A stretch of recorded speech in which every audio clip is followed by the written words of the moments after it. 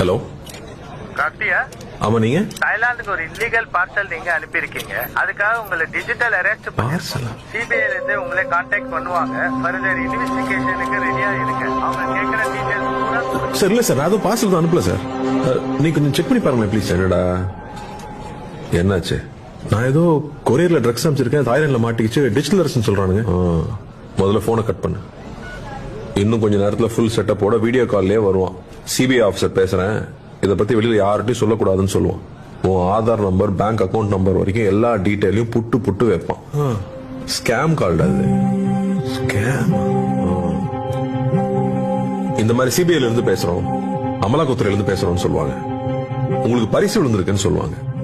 பேங்க்ல இருந்து பேசுறோம், உங்க ஓடிபி நம்பர் கொடுங்கன்னு சொல்லுவாங்க. இப்படி பல வித்த வச்சிருக்கானுங்க, ஏமாந்துடாதீங்க. நம்மளுடைய பேராசையும் அறியாமையும் தான் இந்த மாதிரி சைபர் ஃப்ராட்ஸ்க்கான மூலதனமே. டிஜிட்டல் அரெஸ்ட்ங்கிற ஒரு சட்டமே நம்ம சட்டத்துறையில இல்ல, நம்ப வேண்டாம். இதுல மக்கள் பல கோடி ரூபாய் ஏமாந்துருக்காங்க. இதுல ஏமாந்தவங்க சின்னவங்க பெரியவங்க, படிச்சவங்க படிக்காதவங்கன்ற பேதமே இல்ல. வீட்டுல இருக்க எல்லாரையும் எஜுகேட் பண்ணுங்க, முக்கியமா பெரியவங்க. Let's build a safer digital world.